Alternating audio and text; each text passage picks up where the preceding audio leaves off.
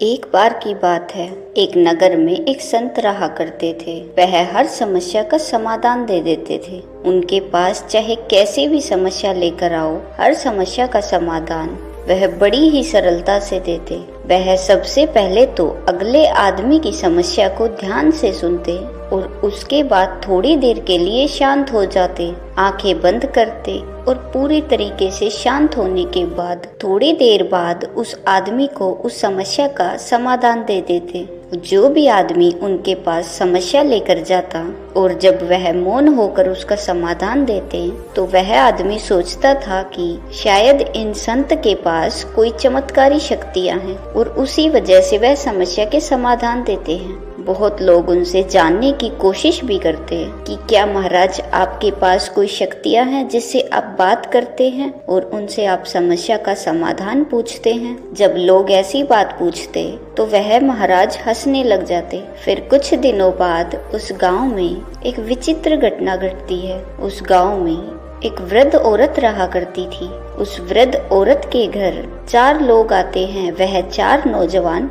प्रदेश गए हुए थे और पैसे कमाकर अपने गांव जा रहे थे। पुराने समय की बात है, उस समय गाड़ी घोड़ा नहीं हुआ करता था, लोग पैदल चलते थे। इसलिए वह प्रदेश में पैसे कमाते और पैदल ही अपने गांव की तरफ चले जाते। उन 4 नौजवानों के पास एक पोटली थी। उस पोटली के अंदर उनकी सारी कमाई थी। तो उन लोगों ने सोचा कि हम सब की कमाई एक ही पोटली में डाल देते हैं, ताकि जब हम गांव जाएंगे तो वहां जाकर चारों अपना बराबर हिस्सा बांट लेंगे। जब वह नौजवान उस नगर में पहुंचे तो वह लोग एक वृद्ध औरत के घर पहुंचे और उस वृद्ध औरत से पूछा कि माता जी, हम आपके यहाँ रात में रुकना चाहते हैं। वृद्ध औरत ने कहा, ठीक है बेटा, मैं अकेली रहती हूँ, मुझे कोई समस्या नहीं है, मैं अकेले के लिए खाना बनाती हूँ, तो आप लोगों के लिए भी खाना बना लूंगी। उसके बाद वह 4 नौजवान उस औरत को वह पोटली देते हैं और कहते हैं, माता जी, इस पोटली में हमारी साल भर की कमाई है और हम 4 लोगों की इस एक पोटली में कमाई है और यह पोटली हम आपको देते हैं ताकि आपके पास यह पोटली सुरक्षित रहे। और हम चाहते हैं कि यह पोटली हमें तभी देना जब हम 4 लोग एक साथ हो। यदि हम 4 में से कोई एक आदमी यह पोटली मांगने आता है तो उसको मत देना। उस माताजी ने कहा, ठीक है बेटा, यदि आप 4 लोग साथ में रहोगे तब मैं ये पोटली आपको दे दूंगी। और वैसे भी आप लोग सुबह होते ही यहाँ से जाने वाले हो, तो मैं यह पोटली आपको सुबह दे दूंगी। ऐसे करके वह औरत वह पोटली रख देती है और वह नौजवान उस औरत के घर रुक जाते हैं और सुबह उठकर नहा धोकर तैयार हो जाते हैं। उन 4 में से एक नौजवान बदमाश था, वह ठग था और वह कैसे भी करके उस औरत से वह पोटली लेना चाहता था ताकि वह पोटली लेकर वहां से भाग जाए। तभी वह ठग अपने 3 दोस्तों को कहता है कि भाई यार, कि हम रात भर उस औरत के घर रुके रहे और उसने हमारी अच्छी खातिरदारी की, क्यों ना यार उस औरत का थोड़ा सा खेत में काम करा दिया जाए। खेत में फसल है, अकेली वृद्ध औरत काम करती है, यह औरत भी हमारा एहसान मानेगी। उसके बाद उस ठग के 3 दोस्त भी तैयार हो जाते हैं और वह 4 लोग उस औरत के खेत में काम करने लगते हैं। तभी वह ठग कहता है कि भाई, मुझे प्यास लगी है, मैं पानी पी कर आता हूँ। उसके बाद वह उस औरत के पास झोपड़ी में पानी पीने जाता है और उस औरत से कहता है कि माता जी, हम जाने वाले हैं, आपके खेत में हमने काफी काम कर दिया है, आप मुझे वह पोटली दे दीजिए। उसके बाद वह औरत कहती है कि आपके 3 दोस्त कहाँ हैं? उन्होंने कहा है कि जब हम 4 साथ में रहें तभी हमें यह पोटली देना। तभी वह ठग उन 3 दोस्तों की तरफ इशारा करते हुए कहता है कि लाऊं क्या? तब उन दोस्तों ने सोचा कि शायद यह पानी के लिए बोल रहा है, तो उन दोस्तों ने कहा, ठीक है, ले आओ। तो उस औरत ने भी यह सुना तो ठग ने कहा कि हमारे दोस्त वह पोटली मंगा रहे हैं और हम जा रहे हैं। इसी धोखे के अंदर वह औरत वह पोटली उस अकेले ठग को दे देती है और वह पोटली लेने के बाद वह ठग तो वहाँ से भाग जाता है। अब वह औरत अपने काम में व्यस्त हो गई। थोड़ी देर बाद वह तीनों दोस्त आते हैं और कहते हैं, माता जी, हमारा एक साथी आया हुआ था, वह पानी पीने आया था और अभी तक आया नहीं। तभी वह औरत कहती है कि आप अभी तक गए नहीं? वह तो बोल रहा था कि हमें पोटली दे दीजिए, हम जा रहे हैं। तभी वह तीनों कहते हैं कि माता जी, हमने कब मंगाई, हम तो पानी मंगा रहे थे, हमें प्यास लगी थी काम करते करते। तभी वह औरत कहती है कि हमने तो वो पोटली आपके एक साथी को दे दी। तभी वह औरत और तीनों नौजवान समझ जाते हैं कि वह हमारा साथी हमें ठग कर चला गया और हमारा सारा धन लेकर भाग गया। उसके बाद वह तीनों कहते हैं कि माता जी, हमने आपको कहा था कि जब हम चारों साथ में रहे तभी पोटली देना, यह तो आपकी गलती है। हम तो राज दरबार जाएंगे और इस बात का राजा ही फैसला करेगा। उसके बाद वह तीनों नौजवान राज दरबार चले जाते हैं और अपनी सारी समस्या राजा को सुना देते हैं। राजा ने जब यह सारी समस्या सुनी तो तुरंत ही उस औरत को आदेश दिया कि वह राज दरबार में आए।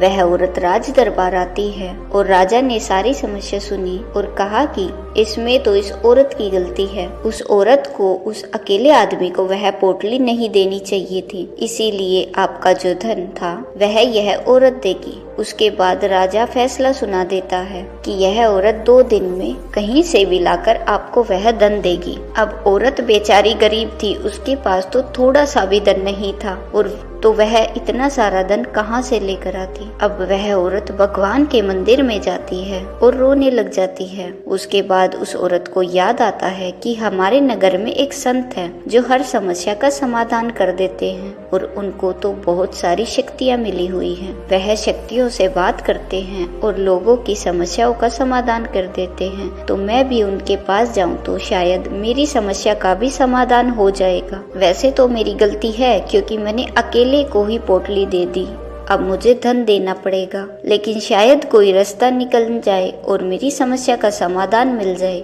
उसके बाद वह औरत उस संत के पास जाती है और अपनी सारी समस्या उस संत को सुनाती है। उसके बाद वह संत थोड़ी देर के लिए मौन हो जाते हैं और अपने मन में कुछ सोचने लगते हैं। थोड़ी देर बाद जब वह अपनी पलकी खोलकर उस औरत को कहते हैं कि राजा ने जो फैसला दिया वह फैसला बिल्कुल ही गलत है, इसमें आपको धन देने की आवश्यकता नहीं है। यह बात जब उस औरत ने सुनी तो उस औरत को विश्वास नहीं हुआ कि राजा का फैसला गलत कैसे हो सकता है। जो आसपास में लोग बैठे थे वह भी अचंभे में पड़ गए कि महाराज ने राजा के फैसले को गलत कैसे कर दिया, बिल्कुल सीधा सा दिख रहा है। जब उन नौजवानों ने कहा कि हमारी पोटली हम जब साथ में रहे चारों तभी देनी है, लेकिन इस औरत ने अकेले आदमी को दे दी, इसमें इस औरत की गलती है और औरत को वह धन उन लोगों को देना चाहिए। इस फैसले में गलत फैसला क्या है? इसके बाद वह महाराज कहते हैं कि आप राज दरबार में जाकर कह दो कि आपने जो फैसला किया है वह फैसला गलत है और जो महाराज है वह आएंगे और सही फैसला सुनाएंगे। उसके बाद वह औरत सीधे भागती हुई राज दरबार जाती है और राजा को सारी बात बताती है। अब राजा भी गुस्से में आ गया। राजा ने कहा,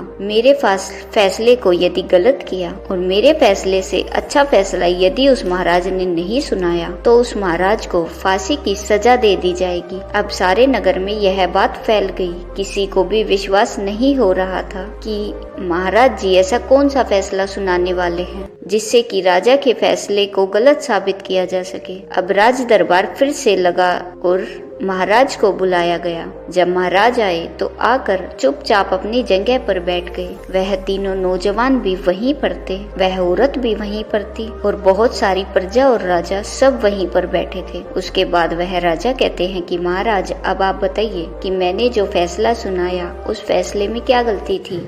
तभी वह महाराज कहते हैं कि इस औरत ने वादा किया था कि वह पोटली 4 लोग जब साथ में होंगे तभी उनको देगी, लेकिन इसने एक आदमी को दे दी, इसीलिए इसकी गलती है और इस जगह इस औरत को वह धन इन लोगों को वापस देना चाहिए। यह आपका फैसला था। राजा ने कहा, लेकिन उस महाराज ने कहा जैसा कि वादा किया हुआ था कि जब 4 लोग साथ में होंगे तभी यह औरत धन देगी। तो पहली बात तो यह है कि अब यह तीनों हैं, 4 तो है नहीं। नहीं तो वह औरत धन कैसे देगी। यह तीनों दोस्त अगर अपने चौथे दोस्त को ले आए और अपना धन ले जाए, क्योंकि वादा किया हुआ था कि 4 लोग जब एक साथ होंगे तभी वह धन देगी। अब यदि यह औरत आप तीनों को धन दे देगी तो वादा तो टूट जाएगा, इसीलिए आप जाइए और अपने दोस्त को लेकर आइए। तभी उस महाराज ने कहा कि यह तो बिल्कुल सही बात है कि औरत ने गलती की, लेकिन इस औरत को तो धोखे में रखा उस आदमी ने, तो सजा उसको मिलनी चाहिए ना कि इस औरत को,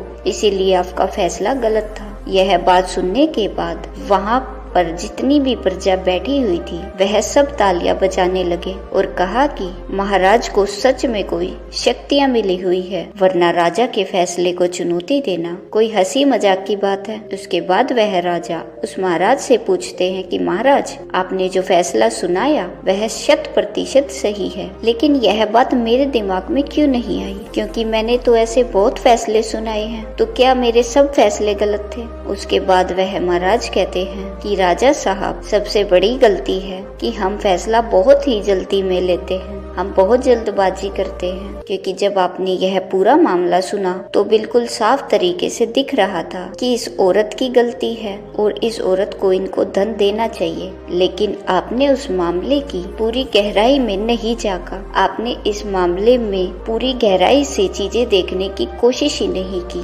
क्योंकि आपको तो पहले ही इसका जवाब मिल गया, तो आप अंदर तक क्यों जाएंगे। और जब तक हम किसी बात की गहराई तक नहीं जाते हैं तब तक हमें वह बात पूर्ण रूप से समझ नहीं आती है, और किसी भी बात को पूर्ण रूप से जानने के लिए हमें सबसे पहले मौन होना पड़ेगा। बहुत लोग कहते हैं कि मुझे कुछ शक्तियाँ मिली हुई है, जब मैं आंखें बंद करता हूँ तो मैं किसी शक्तियों से बात करता हूँ कि उस समस्या का क्या समाधान है, लेकिन नहीं, मुझे कोई शक्तियाँ नहीं मिली हुई है। मैं मौन होता हूँ, उस बात पर विचार करता हूँ, और जब उस बात पर मैं विचार करता हूँ बहुत सारे समाधान आते हैं। उन समाधानों पर भी मैं विचार करता हूँ और उसमें जो सबसे बेस्ट समाधान होता है वह समाधान मैं सामने वाले आदमी को देता हूँ ताकि उसकी समस्या का समाधान मिल सके। मौन हमारी जिंदगी पर सीधा असर डालता है। आप सोचिए कि आपने इतनी जल्दबाजी में फैसला लेकर इस औरत की जिंदगी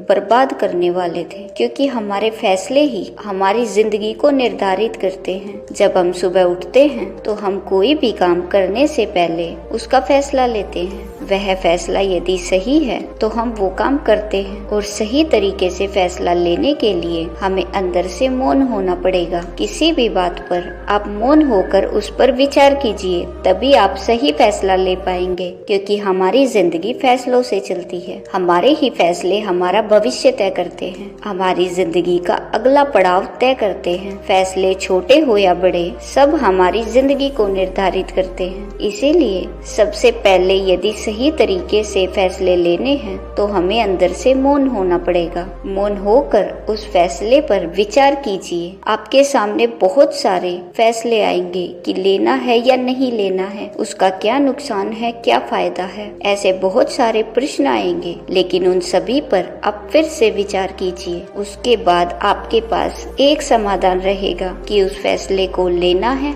या नहीं लेना है, और यह सब संभव होता है मौन से। बहुत लोग होते हैं जो मौन को कम बोलना समझ लेते हैं। कम बोलना मौन नहीं है, बोलना छोड़ देंगे तब मौन हो जाएंगे, नहीं, कम बोलना भी मौन में ही आता है। लेकिन जब हम अंदर से मौन हो जाएंगे तो अपने आप कम बोलेंगे, हम फालतू की बात करेंगे ही नहीं। कम बोलना भी मौन में ही आता है, लेकिन कम बोलकर हम मौन नहीं ला सकते। मौन होकर कम बोलना आ सकता है, हम कम बोलना सीख जाएंगे, उसके बाद हम ज्यादा बोलेंगे ही नहीं। तो जब भी आप कोई फैसला करो तो उससे पहले आप मौन हो जाइए। मौन होकर उस फैसले को कीजिए। उस फैसले में 100% शुद्धता होगी और उस पर कोई भी सवाल नहीं उठा पाएगा। दोस्तों, आजकल हम ऐसे माहौल में रहते हैं जहाँ पर लोग अपने आप को श्रेष्ठ दिखाने के लिए बहुत ज्यादा बोलते हैं, लेकिन ज्यादा बोलकर हम श्रेष्ठ तो नहीं बन सकते, ज्यादा बोलकर हम मूर्ख बनते हैं। और आपको यदि ज्यादा बोलने की आदत है तो उसको बंद मत कीजिए। आप सबसे पहले अंदर से मौन हो जाइए, आप अपने आप कम बोलना शुरू हो जाएंगे। थोड़े दिन मौन होकर देखिए, उसके बाद आपको खुद को अपने अंदर बदलाव दिखने शुरू हो जाएंगे। आपको लगेगा कि हाँ, मैंने कोई गलत कार्य नहीं किया कि मैं कम बोलने लग गया, क्योंकि जब हम बोलते हैं तो हमारे शरीर की ऊर्जा खत्म होती है, और जब हम मौन हो जाएंगे, कम बोलेंगे, तो जो हमारी फालतू की ऊर्जा खत्म हो रही थी वह ऊर्जा हमारे अंदर रहेगी, और वह ऊर्जा दूसरे कार्यों में लगेगी। अच्छे फैसले लेने में, काम करने में, अच्छी नींद आएगी, तनाव मुक्त रहेंगे, मस्तिष्क हमारा बहुत तेज हो जाएगा। शायद आपने महसूस किया या नहीं किया, लेकिन जब आप स्कूल में पढ़ाई कर रहे थे तो उस समय जो बच्चे होशियार होते थे, जो कक्षा में फर्स्ट आते थे, वह बहुत कम बोलते थे। वह हमेशा पढ़ते रहते या बहुत धीरे बोलते या कम बोलते। तो वह कम क्यों बोलते थे? इसका मतलब यह नहीं है कि वो पढ़ाई कर रहे थे इसलिए कम बोल रहे थे। नहीं, उनका अंदर से वह मौन था,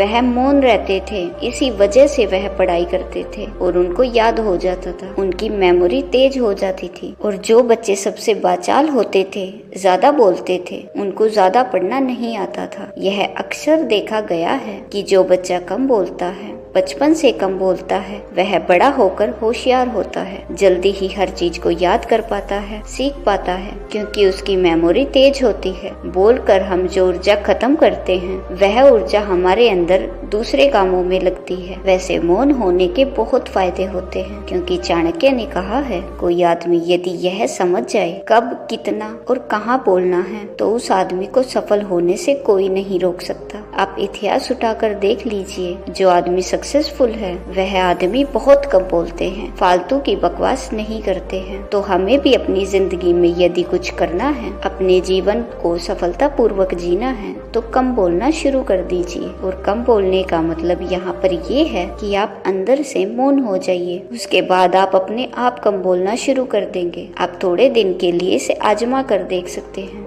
उम्मीद करती हूँ आपको इस वीडियो से बहुत कुछ सीखने को मिला होगा।